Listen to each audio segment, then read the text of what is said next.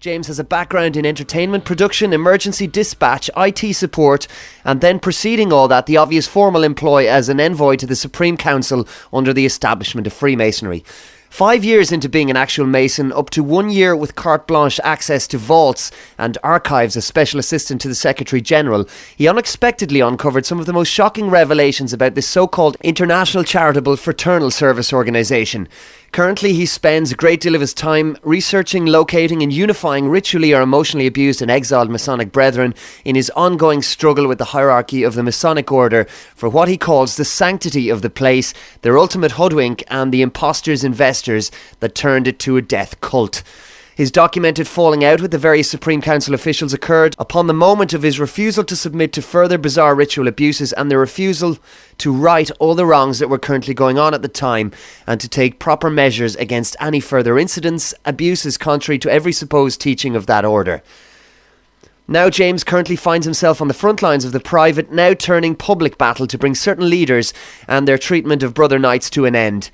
After all, he says, whether fortunate or unfortunate for me, this is my life and was my path, what I was pushed in the direction of doing, and as odd and Dan Brownish as it may seem, it became my world, and the truth is stranger than fiction. So James, you're very welcome to Alchemy Radio. Thank you for joining me. How are you? I'm excellent, John. Thank you.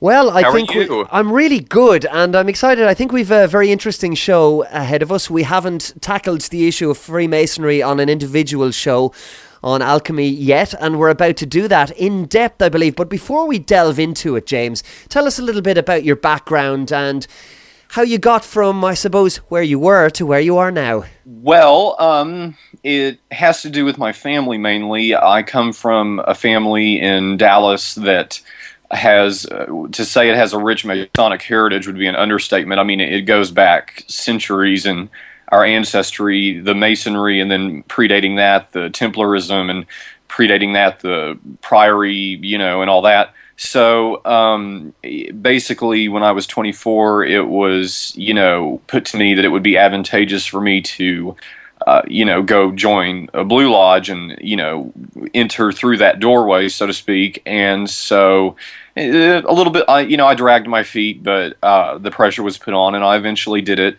And at first, on the Blue Lodge level, I mean, things were pretty much fine. I mean, it was a good way to do charity work and meet guys my age who, as they say in Masonry, that you would have never met or otherwise remained at a perpetual distance. Mm-hmm. And that's very true. And I made some good friends and, so on. But because of the family component, they are very, very interested, even though they adamantly deny this, in bloodlines and that whole subject matter. And so they will single candidates out once you've gone through and you're all the way to a 32nd degree Mason. And then they have their eye on you through a little by invitation only order called the Holy Grail Council, interestingly enough. Mm-hmm. And then, you're pretty much handpicked to be the protege of someone on the Supreme Council, which is exactly where I ended up. And that's exactly where it occurred to me just how evil and twisted and hypocritical, just any descriptive word along those lines you can think of. What people say is largely true. And so I departed and I wrote a book about it, and it's nonfiction, all with supporting evidence of the things that go on at 3 a.m. and that most Masons have no clue about. And it's made my life quite difficult just to bring this information out. So that's sort of the nutshell version. And we're going to go into how it has made your life difficult and what exactly is contained in the book a little bit later on. But before we do that, for anybody who mightn't be familiar with what Freemasonry is, can you give us a kind of a concise history of Freemasonry and how it came about and what goes on within the, I suppose you could call them the occult or the hidden halls, because it is a member-only group? Yes, and I mean, the difficult part with explaining it to people is that there's so many different versions out there that, by their own admittance, are lies. And so the official version you get on the History Channel and Discovery Channel that everyone is familiar with, I'm sure, is, oh, it originated in 1717, Devil's Tavern, London, as a gathering of stonemasons to form a guild and blah, blah, blah. But the further you advance in the order, the more they tell you, with like each passing degree that you go through, oh, well, what we told you before was a lie. It actually goes a little bit further back, a little bit further back. And then finally, by the time you're 32nd, they end up saying, well, it actually is the remnant of the last one world religion before the last cataclysm. And that's what that high-level Scottish Rite study sort of begins to get into if you are really dedicated to it. And when you say Rite and you say degrees, it's obviously a system of advancement, so you can work your way up through the various degrees up until you get to 32nd, am I correct? Yes, in America they've really commercialized the Scottish Rite degrees 4 through 32, but the material is still there, and then if someone is what I would call a serious adept in it, then once you're 32nd, you do the Scottish Rite Research Society and the Master Craftsman programs, and that's going to be when you're kind of, so to speak, well on your way to getting first your Knights Commandery Court of Honor degree, which we used to call 32.5, and then your 33rd. But the 33rd doesn't really get awarded a lot unless you donate a lot of money. So I believe there are different orders, if that's the right word to use. So you've got Scottish Rite, or you've York Rite, and you've different ones depending on where you go around the world. Are all these different strands of Freemasonry connected, or are they separate entities or bodies? A little bit of both. They are connected in the sense that it's all under the umbrella of the order. And they do communicate freely back and forth and hold joint sessions, convocations, etc. And so there is that togetherness of it. However, there is a great divide between the York and Scottish Rites. And the York Rite is actually the owners of the Blue Lodge. Interestingly, here about a month ago, the head of the Knights Templar in London issued an edict saying that they are revoking all of the Templar material from the York Rite of Freemasonry in the United States of America, which is unprecedented. Nothing like this has ever happened before in the history of the order.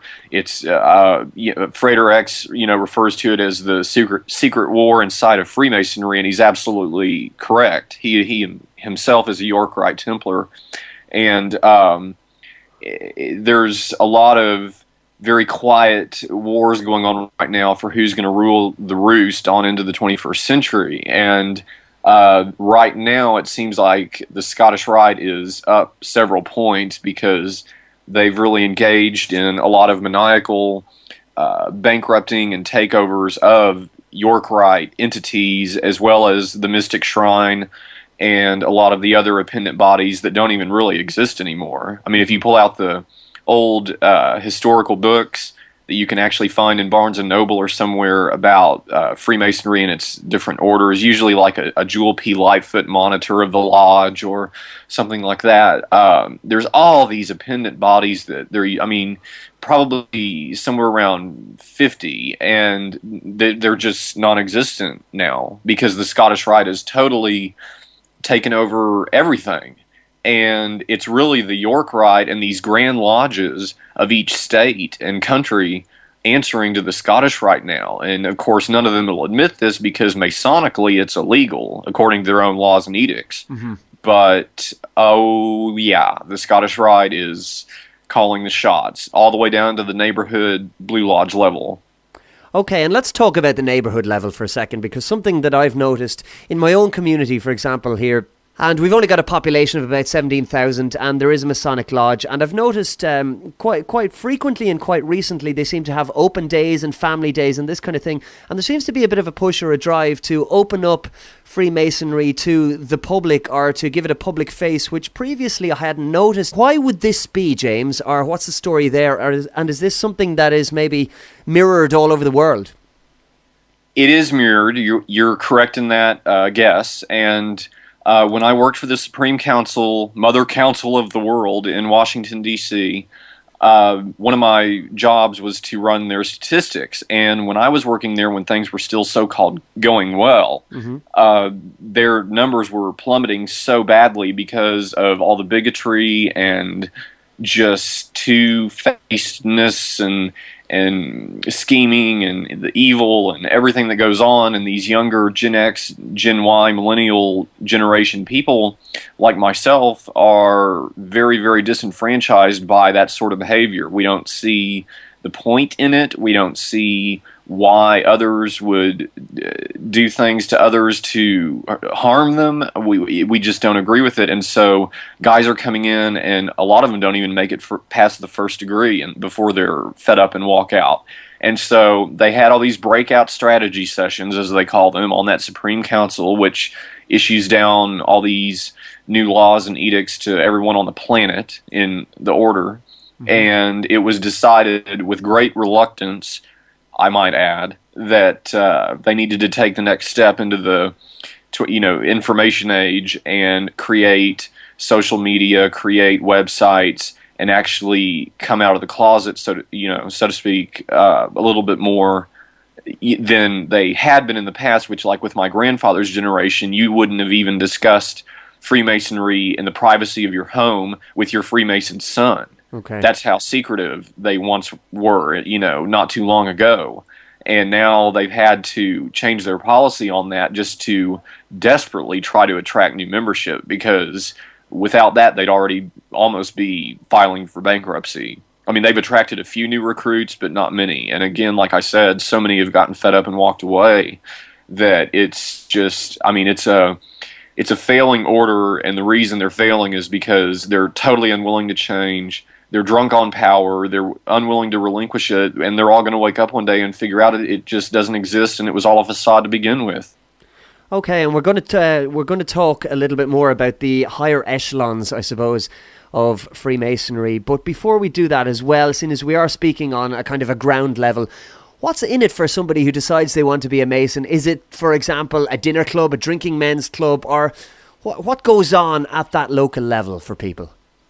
Well, Frederick sums it up really well. His work and mine are very parallel in nature, and he talks about what he calls the 5 types of Masons, and I can't name all 5 at the moment. You'll have to forgive me, but you have, for example, like the political Mason who wants to, he's eyeing that chair on the Supreme Council or the Grand Lodge of the state he lives in one day, biding his time very patiently, climbing that ladder. And then you have the types that are there for the business networking and thinking, it'll be a gateway to a much more lucrative career, as sometimes it is, I suppose. You have the types that are there strictly for the charity work.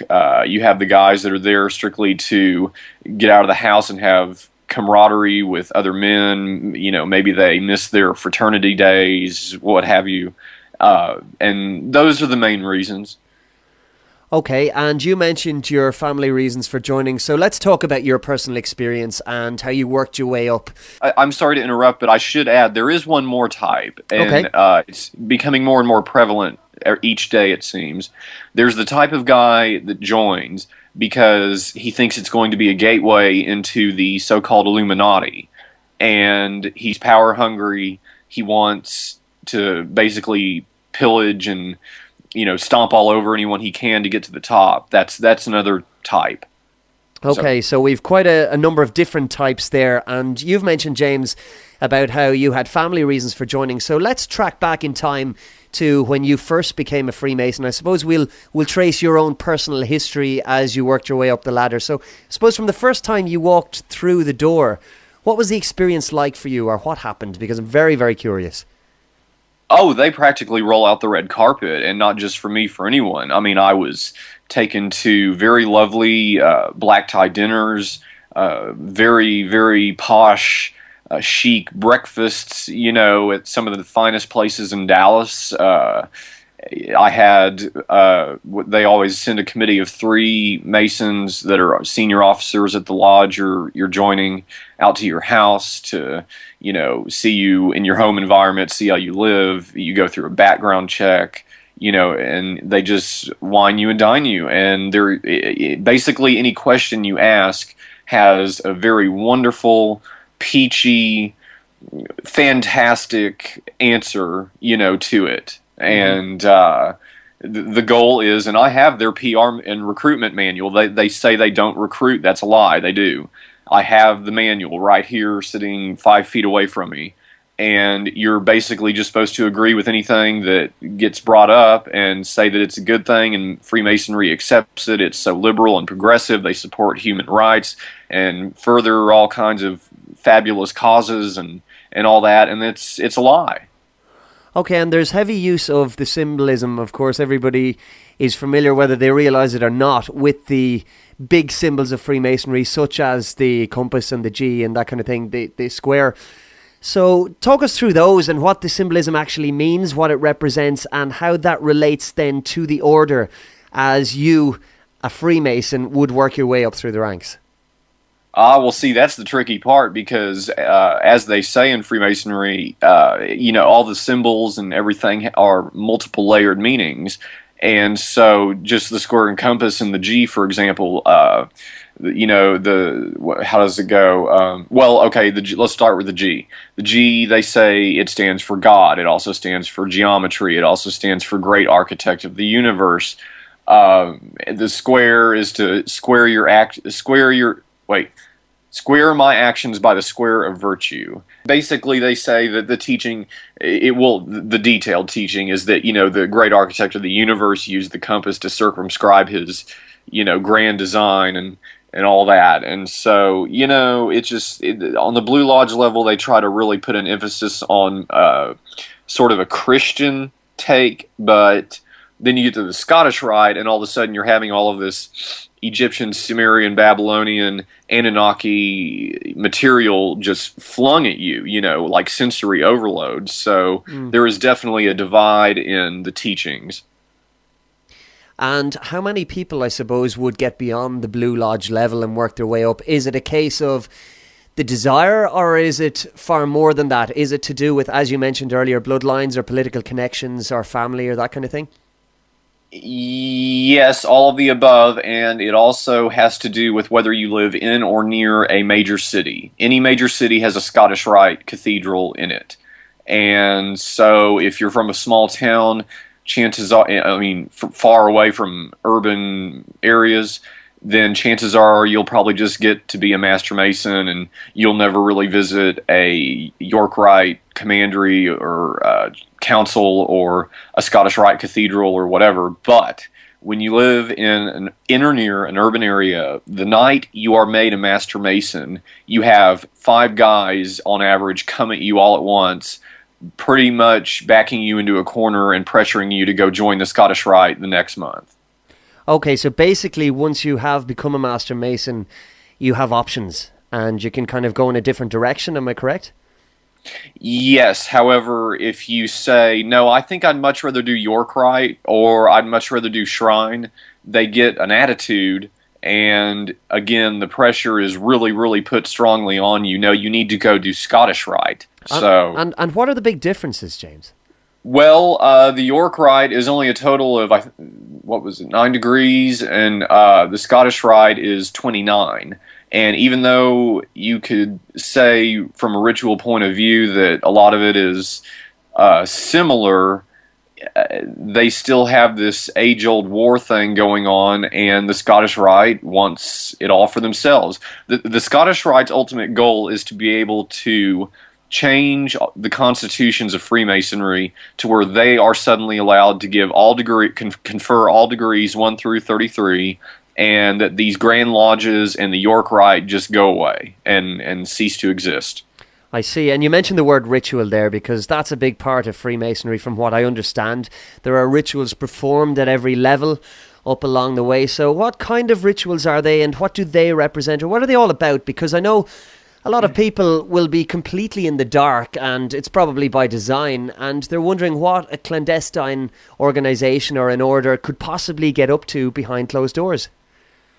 Well, when you get down to the nuts and bolts of it, it's really an act of domination and submission and the beginnings of mind control. Because the whole point really is to go in blindfolded, half naked, and put your trust in these men to take you by the arm and lead you around a dark room and take you up to an altar. You don't know what you don't know what's going on. I mean, you have a kind of a clue, but you don't know if you're going to trip and fall, or I mean, just silly things like that.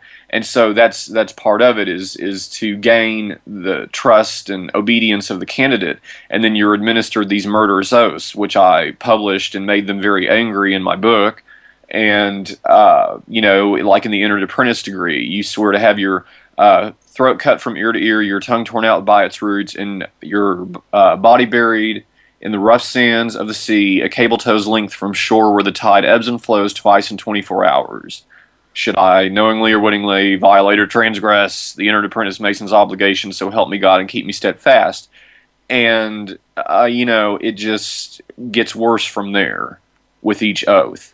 And in the master's degree, that's the big climactic one, I would say, where you take the role as Hiram Abiff and you're ritualistically metaphorically killed, and your body is dragged around and roughed up and thrown in the rubble of King Solomon's temple, and eventually you're found, and then they resurrect you with what they call the lion's paw, the handshake of a master mason, and then that's that, and then you go on and you do Scottish Rite. And Scottish Rite is a bit different because they have a same cast of characters for every degree who are basically playing the roles of actors, and you sit in a big operatic auditorium and watch these sort of one-act plays put on, and then you stand up in mass as the 32nd degree class and recite each oath from a PowerPoint slide. And they've really commercialized it, and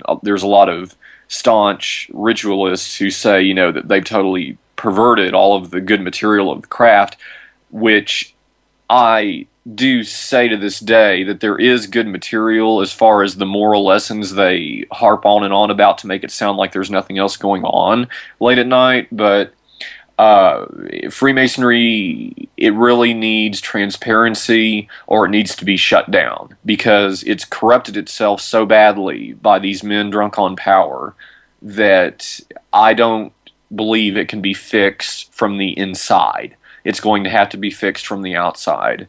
And it's very sad what's happened with it. I mean, it was part of our American Revolution, and it shaped so many of those documents and movements and civil rights things of the past here. And it's done so many good things, and to come into it when I did at my age and to see all of this evil that's taken over, it's just very, very sad, Yeah, and you're still a young man. You're only in your early 30s, and you've long experience now in Freemasonry. So when, presumably in the beginning, it was interesting and perhaps even fun, but where did it all start to go wrong for you, or when did you decide that this wasn't really your thing?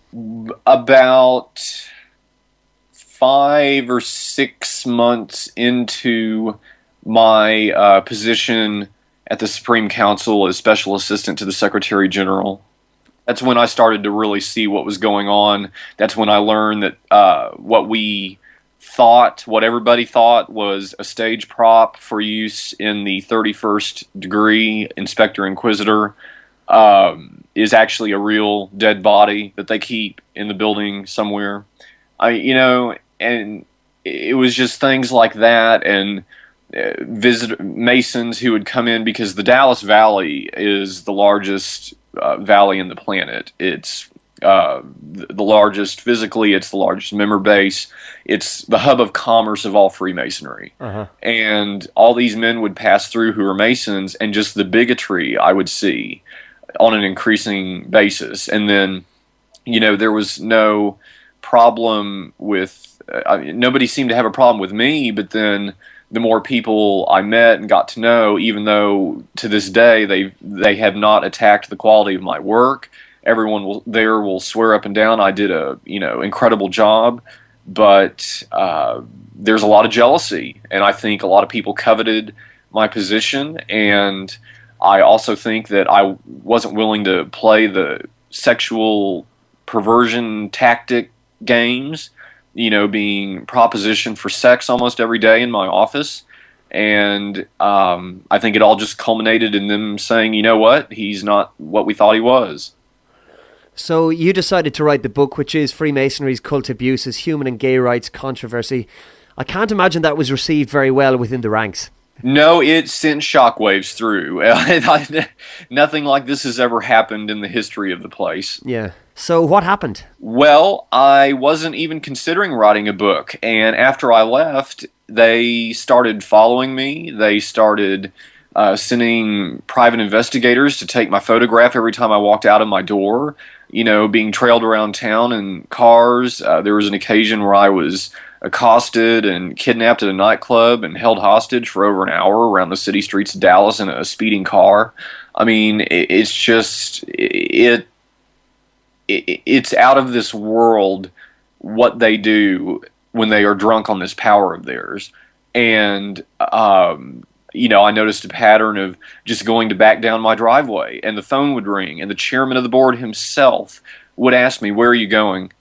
And, the first thing I did was get rid of that phone. Then they would start hacking my computer. I had friends over one night, and we were sitting in my office and looking at the computer screen was on, and I told them, I said, look at what it's doing. And remote desktop was activating, and my documents folder was opening, and the mouse was rifling through it. And so, I mean, this is all very real stuff. Mm-hmm.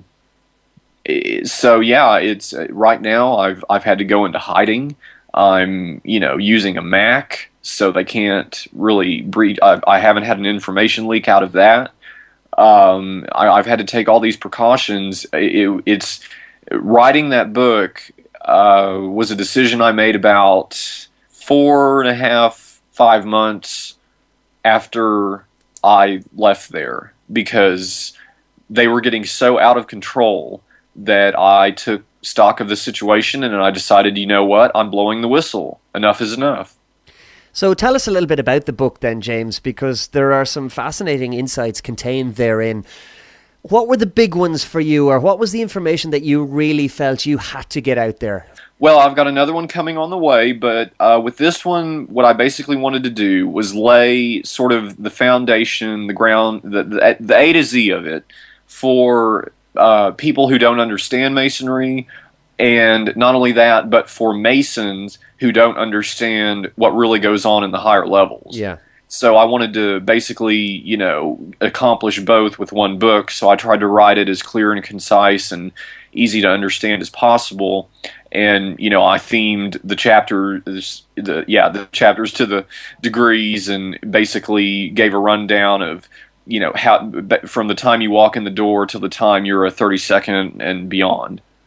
So many people would point to the guys and girls, of course, at the upper end of the political spectrum, and people, you mentioned Illuminati earlier and New World Order, things like this. And we always hear stories that George Bush or Barack Obama or whoever it might be, whether it's the political sphere of influence, whether it's religion, whether it's entertainment, whatever it might be, Hollywood, all the top guys seem to be, or at least have the finger pointed at them, that they are high-ranking members of Masonic lodges.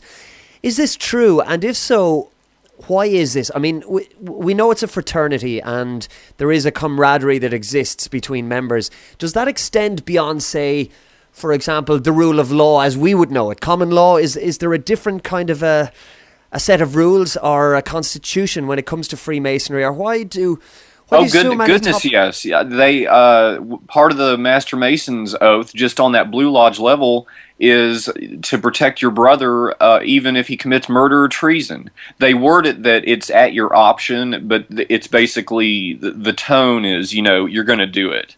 And then the oath of a 32nd degree, you totally swear off the form of government of your own country and accept what they call the Scottish Rite form of government. For example, say I happen to be in court and I'm up in front of a judge or magistrate or whatever it might be, and I'm up there on a fairly serious charge, and I happen to know that judge is a Freemason, and I happen to be as well. Is that in any way advantageous to me personally, or what way does it work? Because it's information that so many of us listening will be very new to and very curious about. Not only would it be advantageous, it all you would have to do is make a casual yawning sort of motion to not be too obvious, and throw your hands straight up in the air, bring them down about halfway at right angles at your elbows, and then kind of shake them in your lap. And that would be the distress sign, kind of semi-camouflaged. Okay, so it's almost like a code. Yes, absolutely. And we hear so many horror stories, of course, as well, because you've claimed obviously that you're followed and you're now in hiding as a result. What is it, do you think, that the Freemasons who are so upset at your exposure of what went on with you are actually looking to gain from you? Is it pure intimidation, or is it something far more sinister than that? And do you think that that your case is isolated, or that obviously it's isolated in that you've written the book, but do you think that many people who have left for various reasons could be suffering the same kind of harassment? Yes, I have a friend in Kentucky who they found out that he married another man, which there's nothing wrong with. Yep. And they made his life a living hell. They had the the sheriff in the town he lived in just basically sit parked out in front of his house, arresting him and his husband every day for anything. Things that aren't even legal to be arrested for. And they were sitting in jail all the time. And this went on for the better part of a year. I mean, as many things that have happened to me, I've actually gotten off pretty easy. But as far as I go, in my case, they've already told me how they're going to do. I've had so many death threats that it's gone from a local police matter to all the way to an FBI and Homeland Security and all this NSA and everything. All these agencies are involved now. But I've had dead animals nailed to my door. I've had threats come in from the phone, email, every form of that we communicate. I've gotten threats through, and they're credible threats. They're very brazen. They don't make any attempt to conceal their identity. They've spelled it out very plainly that they plan on killing me in a car accident. Wow, well, I mean, they're obviously threats that can't be taken lightly. So what steps have you had to take when you say you're gone into hiding? What have you had to do, or what life changes have you made, James? I've moved 5 times in the last year and a half. And when I say move, I mean cross country and back. And I've circled the entire state of Texas, which, as you know, is quite large. It's just past a point of ridiculous. And I've had to go even further than that to have my mail, and my registered address be at one place, which is actually somewhere in Dallas, where I am not. And I'll put it this way: I'm about an hour from the Mexican border. Okay. And I've been living out of a suitcase ever since the book hit store shelves. If you don't mind, James, we're going to backtrack a little bit into some of the symbolism, because there's something that fascinates me when it comes to Freemasonry. I'm somebody who looks at symbolism a lot, and particularly in contemporary culture, and so much of it can be traced back eons, literally to Egyptian times and beyond in some cases. And something that strikes me about a lot of the Freemasonic imagery is that it seems to be linked to Egypt and ancient Egypt and gods, archaeology, hieroglyphics, that kind of thing. For example, Yes. the Great Pyramid, we can see the Great Seal of the US, the All-Seeing Eye, all that kind of thing. What can you tell us about that? What does that symbolism mean? Because a lot of people look at, for example, the All-Seeing Eye, and they assume, be it wrongly or rightly, that this is an evil symbol in itself. Now, personally, I take a slightly different viewpoint. I think that symbols can have power, but that power is only what we prescribe to them. Where do you stand on that issue, and where does Freemasonry stand when it comes to that kind of symbology? Well, most of those symbols were designed by Adam Weishaupt and his buddies at the famous 1776 Bavarian Illuminati. The All-Seeing Eye goes all the way back to Egypt. It's supposed to be the All-Seeing Eye of, I think, Osiris. Okay, and to what end then? Why these symbols? Because I can't help thinking that they're not random. Well, there's an old superstition in the high ranks of Freemasonry that so many of these symbols were originally designed by Saint Germain. Now, whether that's true or not remains to be seen. I've never seen any empirical evidence to suggest that's true. So, I like to stick to the facts. That's why I'm a nonfiction author. I write what I can prove, and I talk about what I can prove, and I've got every bit of evidence to back up all the things I've said about them. Yeah, and I find it very, very interesting then, of course, when you see this same symbology used time and time again in popular culture, in, for example, music videos or Hollywood or that kind of thing. Is this... Oh my gosh! You should see the newest video, that one for Kesha of Die Young. Die Young. I've seen it many times. It's staggering. It's probably the most blatant use of symbology that's in no way connected to music. It's practically a Masonic initiation. So tell us, why would they do that kind of thing? Say, for example, you're the music director. Does the command come from on high, so to speak, or would it be that the guys who are doing these videos are conscripted because they are high-level Masons? What knowledge do they have, and why are they interested in getting this symbology out to the public, and seemingly to the public as young as possible? I believe that to be from the meetings I took part in,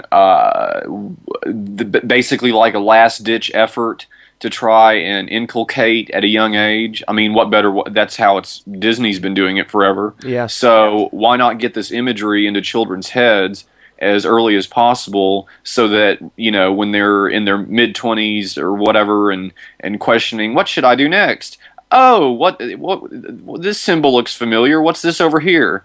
And that's one reason. And then the other reason is because, honestly, in this day and age, it seems like it sells records. Well, it really does. And one thing I've noticed, particularly over the last 5 years or so, and obviously from being in the music industry myself, it's something I would be very aware of. The symbology has become so, literally entrenched. Any big artist or group who make it or sign the big deal with one of the major labels, almost overnight, the image changes. Quite often the style of music changes. Certainly the symbology used, be it through logos or music videos or anything like that, changes. And it's become a homogenized, almost generic thing for every single artist out there. So if you switch on MTV or Viva or whatever music channel it might be, you're going to see all these different artists. Now, they're all signed to the same labels, but you will literally look at the same music video with slight changes over and over and over again. And it is the symbology that we've discussed, and it is that imagery. And it seems to be, I suppose, nothing is taboo anymore when it comes to music. For example, you look at the lyrics or the content of the videos of somebody like Rihanna, and the type of stuff that she's singing about, or the imagery on screen, would have been so shocking to people only a number of years ago, 5, 6, 7, 8 years ago. But now it's completely okay, or it appears to be okay, and you've young kids watching this all the time. It can't be a positive thing. Now, I don't know if that's linked to Freemasonry per se, and perhaps you can fill me in on this, but there is certainly something untoward going on in the music industry, as I would see it. The same with Hollywood.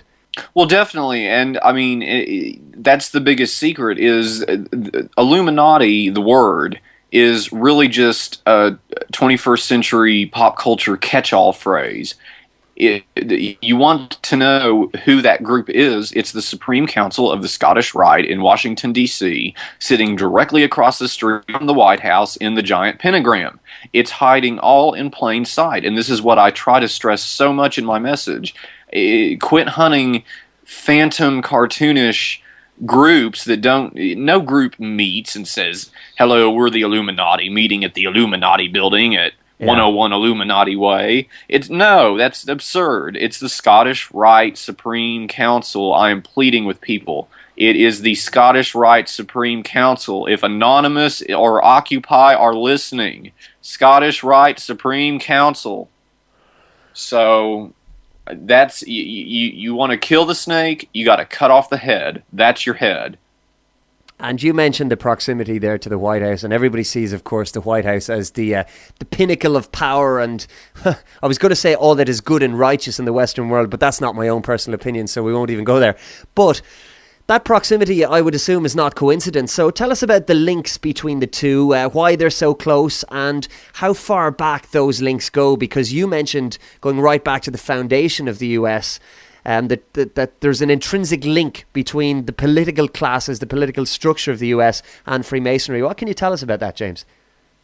I would compare it to the House of Windsor, because there you have, which I have no regard for, by the way,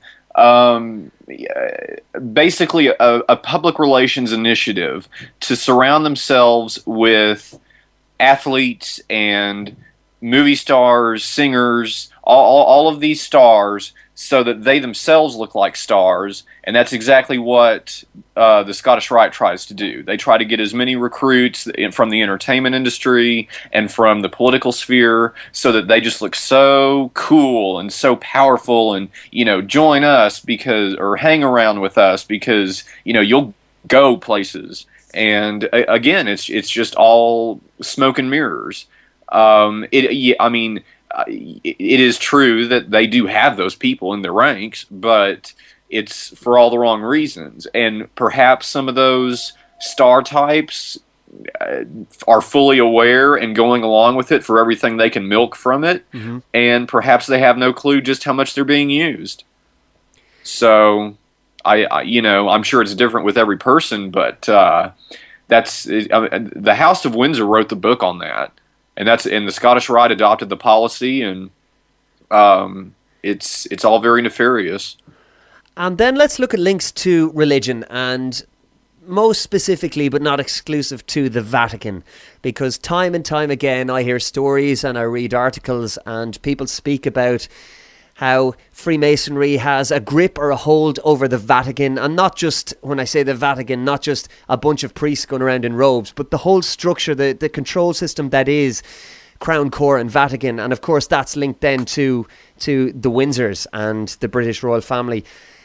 All right, John, you're getting my gears turning now. All right, so the crossover that you have between the two, which, see, when they say, when the Vatican says, we don't support Freemasonry, we don't believe in it, blah, blah, blah, blah, blah, that's a lie. When the Freemasons say that, you know, they have no links to religion, we don't talk about religion in our meetings and blah, blah, blah, that's a lie. The crossover is the degree called Knight of Malta.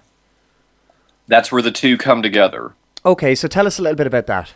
Oh, shoot, where's that book of mine? I could quote you the best passage, but it's packed like everything else I own.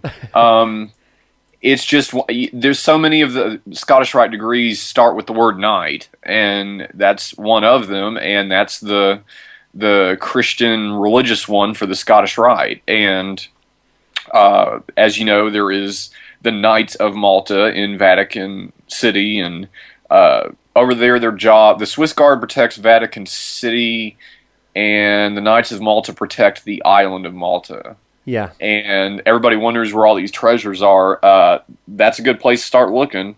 When you talk about the Vatican and these separate orders, what exactly are they protecting? When you say treasures, are you talking about physical treasures, or could we be talking about something more esoteric?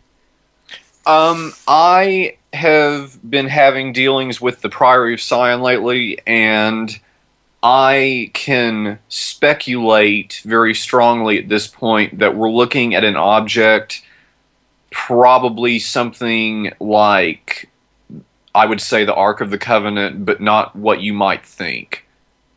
And the Holy Grail is a moot point. I mean, there's just no point in talking about it, because it's not a cup or a chalice or whatever. It goes back to this bloodline stuff.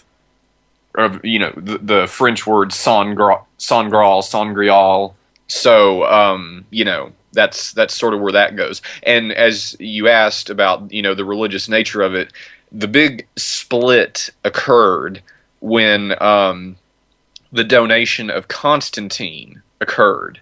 And that is kind of when, I would say, the priory initially formed, out of, I guess you can say, sheer disgust that Rome was being perverted. And of course that gave way to the Council of Nicaea, who removed all of the lost Gospels and That's when this age-old struggle and battle started between all these different factions. And so, like me personally, I grew up Catholic, but I consider myself Templar because I'm Gnostic. I'm a Gnostic Catholic, Yeah. pre-Constantine Catholic. So, I'm no fan of Constantine, and on this rock I shall establish my community, all that story. Basically, he was giving away stolen lands. And so the Priory of Sion, through the pen stroke of William St. Clair, birthed into existence the Knights Templar.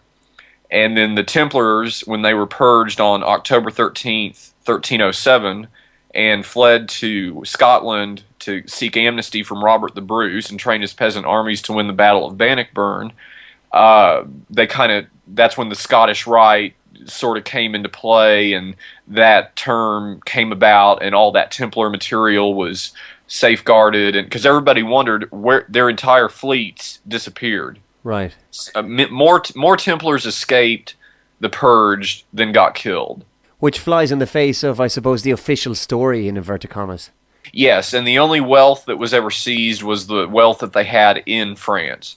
Everything else they'd already explored America. We have a Templar castle in I forget where in New England, but it's been carbon dated to, like, I think the year 1200 or something. So I mean, America had already been explored by Templars, and that whole idea already existed to found this country. So essentially, when it comes to religion and any of these orders, we are looking at Scottish Rite Masonry, I suppose, on a higher plane than even Vatican or the Pope or any of the rest of the, I suppose, the symbolic nonsense that we see when it comes to so much of organised religion. Well, when Pope Leo V purged the Templars in 1307, even though it looked like it was for, they've committed blasphemy, that was all another smokescreen, because what he was really doing it for was the Templars had accumulated more wealth than the King of France and the Vatican combined. And they got to get Philip the Fair, and they got together and they decided, this is a huge problem. They can overthrow us, they could buy us and sell us. What do we do? So they trumped up all these fictitious charges, and, every Templar in France was arrested, and that's where you get the origin of Friday the 13th. Tell us a little bit more about that. Oh, that's really all there is to tell. I mean, that's where the legend originates from, because it was forever, in medieval times, Europe called an unlucky day, because the Templars were the rock stars of the time. I mean, most prominent families, that was a status symbol, was to have a son that was a Templar. So they truly were rock stars. They invented the credit banking system. That's how they accumulated so much wealth so quick. Mm-hmm. They really had it going on. And the Vatican saw a major problem with that, as did Philip the Fair, because he owed them quite a considerable amount of money that they had been loaning him over a period of time. And, after that, they basically didn't have to pay back their debts. Then in terms of the writing of religious books, such as the Bible or scriptures or the Quran, whatever it might be, how influential then do you think Freemasonry has been? Has it been the case that they have been the guys who've done it? Because we all know God didn't write the Bible, but it's been very influential, and even in Islam, because a little known fact, the Templars are the only Christian order that's ever actually captured Jerusalem and the Dome of the Rock and all that. And, they dug beneath it and so on and so forth, and found religious relics and so on. But the word hashish comes from the Persians and Islamists that they trained back in the day, with their own Western assassination tactics. And they called them the hashish because they would give them hashish. That's what Templars would do before they went into battle, because it gave the feeling of invincibility.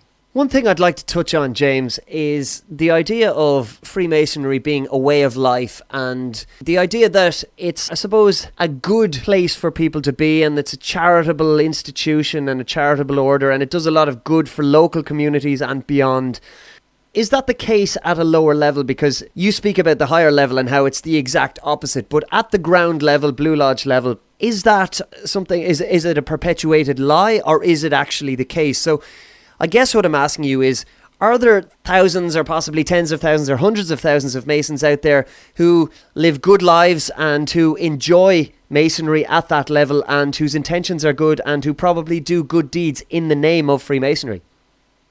There are currently 5 million Freemasons in the continental United States. I would say that 4,999,500 are good men. So let's talk about the bad eggs. The other 500? Exactly. Let's talk about them.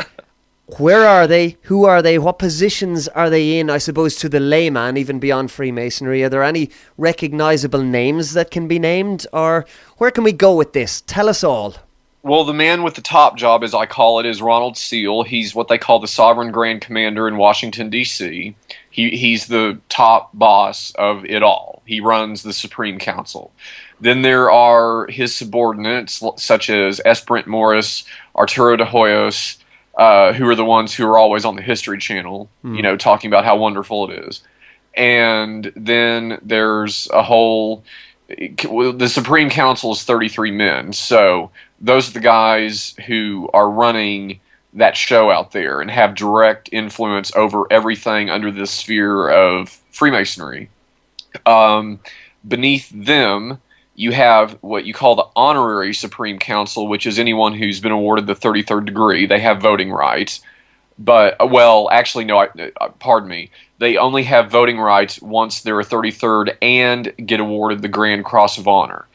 Because, see, there's never an end. There's always some other jewel or cap or something to dangle in front of you, even if you're a 33rd, because they want your money. It's a pyramid scheme. And beneath them, you have the executive boards in all of the major cities where there are Scottish Rite cathedrals.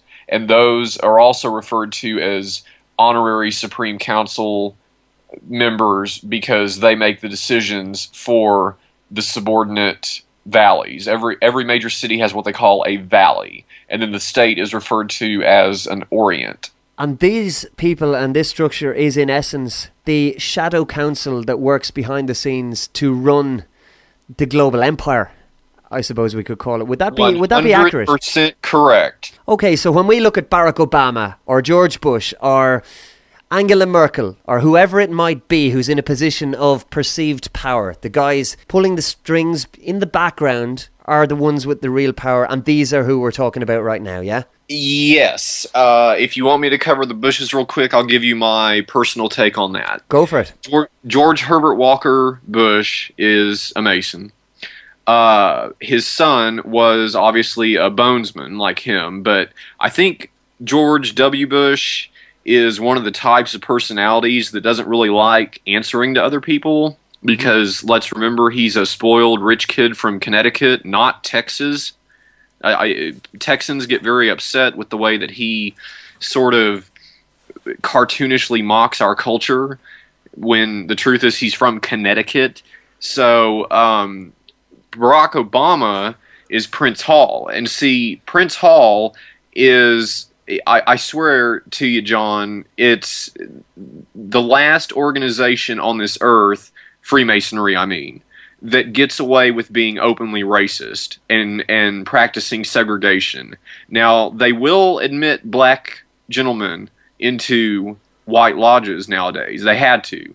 But they still keep Prince Hall around. And actually, if you want to know the truth, the Prince Hall Masons are very, very dedicated. They give a whole lot more to charity than any white lodge I've ever seen, because they really believe in what they do, and they don't take it any higher than that. They don't go on to do Scottish Rite.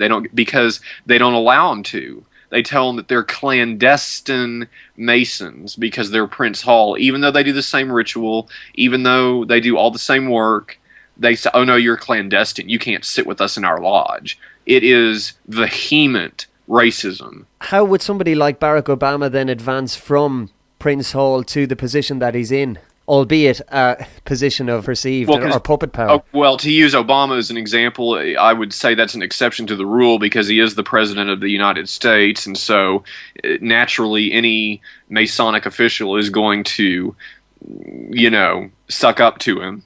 Yeah, okay. To put it nicely. So back to the Bushes. What kind of power, particularly George Herbert Walker, what kind of power would he have, or how high-ranking would a guy who has elevated himself or has been elevated to the positions that he's held and continue to hold over time, albeit no longer president of the USA, how big is he in this whole game, and what kind of influence does he have, and how far down then does that extend? Well, he himself doesn't have a whole lot anymore because it's my understanding, at least here in the news, is that his health is failing. But back in the day, when he gave his famous New World Order speech, yeah. I would say that he was probably one of the scariest men alive. So he's not necessarily somebody who is just there for show, which sometimes I feel his son may have been. He's somebody who actually was able to exert some kind of real influence or power. John, it would not surprise me one bit, knowing American politics as I do, if we end up having Jeb Bush as a president in the future. They rigged the elections, all this stuff. It's not conspiracy theory. It's fact that's been proven. It's just ridiculous. We pretty much have a monarchy here in America. And that's very interesting because it's a little known fact that everybody assumes that the US is truly sovereign and truly free. And to be honest, what a joke, because the links, and again, provable links, it's far from conspiracy theory. The links go right back to the British monarchy and they still exist. And in essence... Oh, they're all related. One of my very good friends and an author, her name is Tracy Twyman. I just recently did a show with her on the Middle Chamber. She has done extensive research. She went and got the name slips my mind, but it's the tip-top #1 world's foremost genealogical DNA research facility over in London. And they have totally proven beyond any shadow of a doubt that all of the U.S. presidents have been related to each other and to the British royal family. Which doesn't surprise me in the least, because again, we're going back to bloodlines, which you've mentioned several times. And you can always predict our elections because of it. That's very interesting. We'll come to you when it comes to the next election to see if we can put our money on somebody. But I've heard so many rumblings, and the positioning that's going on within the annals of power in the US seem to be pointing towards Hillary Clinton for a run at the White House. What would you make of that, or what would you make of somebody like that being in that position? Well, I was a teenager in the 90s during the Clinton years, and they were good years. There were obviously the scandals that we had with him and all that, but I mean, he's certainly the best president I've seen in my lifetime. But I do think, and I think a lot of people at the time thought that Hillary was really the brains behind the operation. I mean, she's a very serious, hardcore, globalist, politician, and would she run for president? I don't know. I feel like she feels like she's already been president. So why would she run? And they threw that Sarah Palin up with John McCain, which was a complete joke. If they would have put her with him, and if he were a Democrat, they would have won. So. But in America, we talk about it. It's the frequent subject of radio discussions and so on. This false left-right paradigm, because the truth is whether you get a Republican or Democrat in office, there's a higher power that's really calling the shots as to what domestic and foreign policy is. When it comes to your own personal experience, as a gay man, James. How did you find that? Because you've alluded to the fact that people may not have been, or your Freemasonic colleagues may not have been totally open to that, or may have abused the fact, or attempted to abuse the fact that you were a gay man and openly gay within their ranks. What was that experience like for you? Well, they thought that just because I'm gay that I was some sort of prostitute, and that my presence in the building meant that anyone who wanted to come in and proposition me had every right to, was the attitude. And I'm talking about married men, which I find revolting, and I don't do that. Sorry, I have morals and scruples, and there was that. My own boss did it. When all the problems really started blowing out of proportion, he came over to my aunt's house, met me there one night, and came on to me on the sofa. I mean, and I've got evidence of all that. It wrote me love letters. And this was a 65-year-old married man with adult children. I mean, ridiculous. And at first, before I was even a Mason, and I was still just going up to the lodge and talking to them, one of the last questions they asked me was, is there anything you can think of that might cause you problems in this order? And I said, well, sure. What about this? Oh, no. Human rights are our foremost purpose, and that whole spiel. And so it was like, okay, great. And then it wasn't a problem forever until I got that position on the Supreme Council. And suddenly there were all sorts of lewd comments I would come into the office at 10 was my starting hour, and there were a few other employees who would get there at 8, and there would already have been so many lewd things said about me that would get back to me.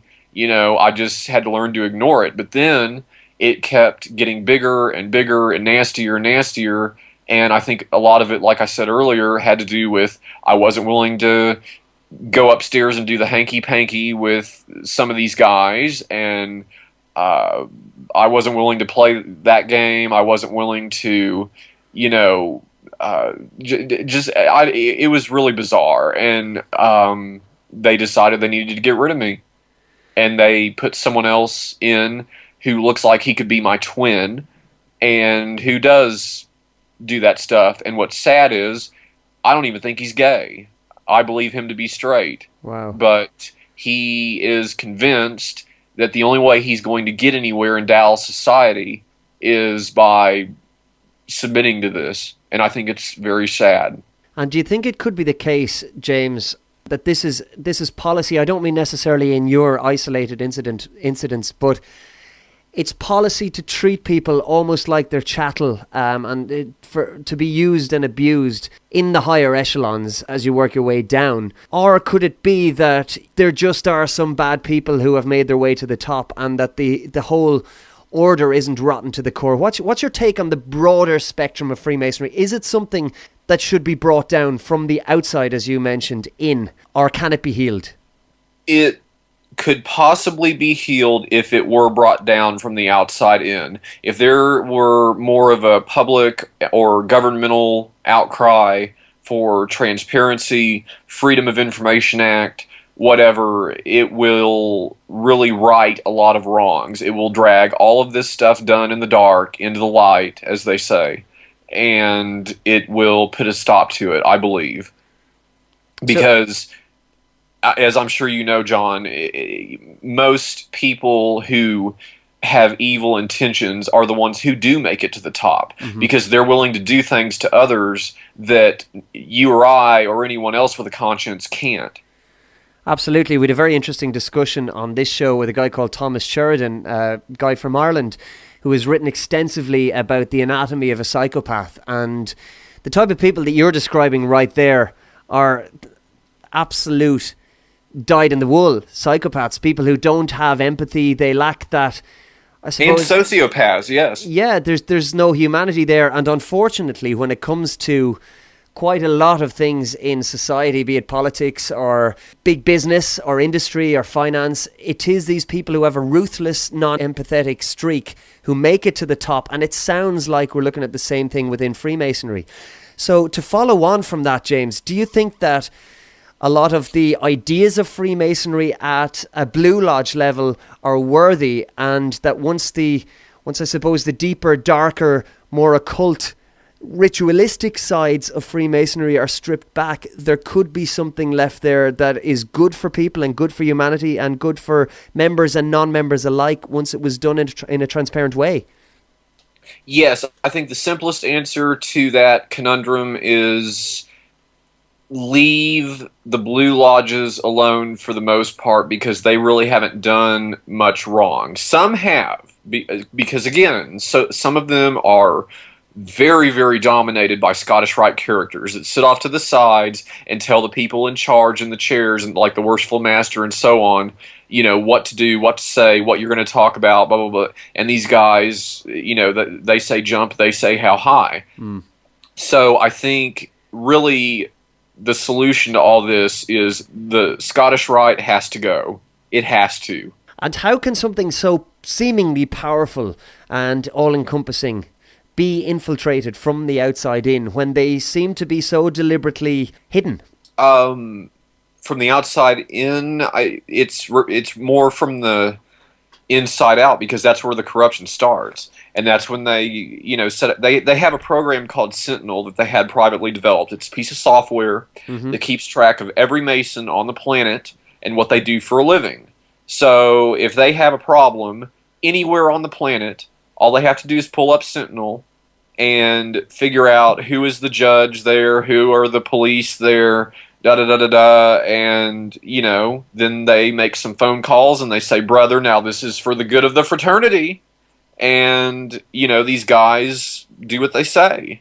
That's very interesting, because it quite often baffles me and baffles a lot of people when we talk about corruption, and quite often political corruption, but corruption in general, and how it seems to be endemic in our society, in Western society, and how there's almost a tolerance or a blind eye turned to it time and time again, and how the people at the top who do the worst things seem to go unpunished when it's the little man or the little woman who is penalised. For example, somebody who can borrow $2 billion and can fritter it away and lose all that money can go seemingly untouched, but somebody who doesn't have any kind of connections at all can borrow $100, and if they don't pay it back, there's all hell to pay, and they can possibly see the inside of a jail cell. I've always just wondered how that can be. Well, see, because of those faltering numbers in membership I mentioned, that you may see a day very soon where that happens. There's currently a lawsuit that's been filed a couple months ago in New York at the United Nations, and there's names named and transcripts of phone conversations, and it involves Freemasonry, it involves the Vatican, and it involves the Italian banks and police. And hundreds of billions with a B of dollars have gone missing at the hands of some very high-level Freemasons and Vatican officials, or what you would refer to as Jesuits. Mm-hmm. The Jesuits are one thing I wanted to talk about as well. What are the links between the Jesuits and Freemasonry? That crossover meeting I mentioned called the Knights of Malta. Okay, so it's the same thing as Vatican, essentially. Yes. Okay, and another thing is the royal family. We did touch on them before, but how much knowledge do people really have of the royal family? We know there are links between Vatican. We know there are links then by extension through Freemasonry with the political structure of the US and beyond. But Freemasonry being, I suppose, an exclusively male organisation, we're looking at the Queen of England there and an absolute tolerance for females at the head of it, and there doesn't seem to be any problem there. How do the two marry? Okay, I guess that's a two-part answer. One, with this bloodline business, they believe that if you get a dose of the good stuff, that it comes through the mitochondrial DNA. In other words, your mother, her mother, it runs through the maternal side of the family. Okay. And that is actually scientifically fact. So, so there's that component. Plus, it used to be that the Duke of Kent was the Grand Master of UGLE, United Grand Lodge of England, the supreme Grand Lodge of the earth that all the other Grand Lodges answer to, but say they don't, but do. And now it's Queen Elizabeth II. What do they call her? Like the Grand matroness or something of Freemasonry at Ugly and or something. So in other words, she's the only female member of proper Blue Lodge male Freemasonry where they don't admit women because they're sexist, just like they're racist. Mm-hmm. And so there's always a senior member of the House of Windsor that is some sort of presiding figurehead over the United Grand Lodge of England. And they're nothing but gangsters in tiaras. And as far as the religious aspects are concerned, this is exactly why Princess Diana was murdered. Because they could not cope with the fact that the future King of England might have a Muslim, half-brother and a Muslim stepfather. They just cannot cope with these things. They do not like change. They do not like people who are different than them. And this is the nature of the beast. What are the signs that we should look out for going into 2013 and beyond, James? Because you've come out with your book and it's caused huge shockwaves throughout Freemasonry and beyond, and it has forced people to look at Freemasonry in a totally different way. So what would your hopes be for the future, or what can we expect? We'll talk about your own personal situation in a second, but in a broader sense for Freemasonry, has it opened the floodgates in the way that you hoped, or do you think that maybe it's still a trickling and that people need to open their own minds to what's going on a little bit more? How do you see the future? Well, it's been a trickling, kind of. It's been gaining momentum at an ever-increasing rate, which is I'm grateful for. But it was definitely a trickle in the beginning because of the grip they have on the mainstream media. Yeah. 5 mainstream media outlets came out the week the book was published a year ago this month to interview me. I guess they felt, ooh, what a cool story. One of our local kids here in Dallas wrote a book. Let's go see what this is about.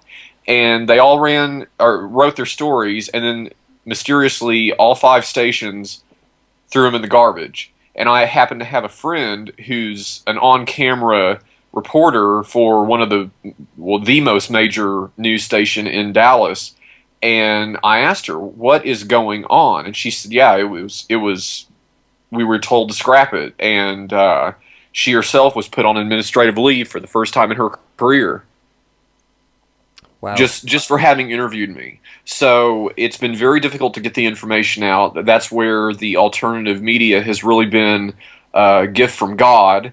And, that's what I put my faith in now is these movements that, the human condition is a funny thing. I have faith as far as looking into 2013 and beyond, that as bad as things are in the world right now, I think it's going to get better because the human condition has a really uncanny way of crafting really great solutions to really bad problems. Case in point, Anonymous, Occupy, all these groups that have sprung up, Hackers Unite, let's bring them down. That they obviously aren't going to go willingly. They're self-preserving organisms just like all of us. So, we're going to have to take them down. So what for you on a personal level, James? You've a new book coming out, but in terms of your own life and quality of life, what can you expect or what do you hope for in the next while? Because it can't be fun having everything permanently packed and ready to move at any stage. No, it's not. And, unfortunately, because of what I've chosen to do, I'll kind of always have to live a life of looking over my shoulder and, whenever I go somewhere, I tend to take someone with me and, I take all these little precautions like that. I don't answer phone numbers I don't recognize. If any little threat or anything comes through, it immediately goes to the FBI. They have a whole dossier of, my case and all this stuff that's gone on. It's just really me having to be vigilant. And I think there will come a time when, I'll be able to settle down more and have a little bit more peace of mind. Of course, that's going to rely heavily on them being brought to the justice they deserve. And a lot of this transparency I keep mentioning, come to pass. However, a lot of the problem right now is having to be on the run and in the hide and all this. I mean, I'm hard up. I'm just about flat broke. I'm, this has cost me everything. To anyone who thinks that this is all very glitzy, work for me, and that I'm just raking it in, and no, I'm not. I have yet to see royalties from the book, because what people don't realize about being an author is there's this long grace period before you see anything, and it's just a big mess. And I've been very fortunate. I've got wonderful friends who care a lot about me, and but yeah, I'm about a stone's throw away from destitute. So any donations I sincerely appreciate, which there's a link to on my website, which is facebook.com/Occupy Freemasonry, one word. And interestingly, 1 month after that website was created with the assistance of my friend Vinny Eastwood, Yep.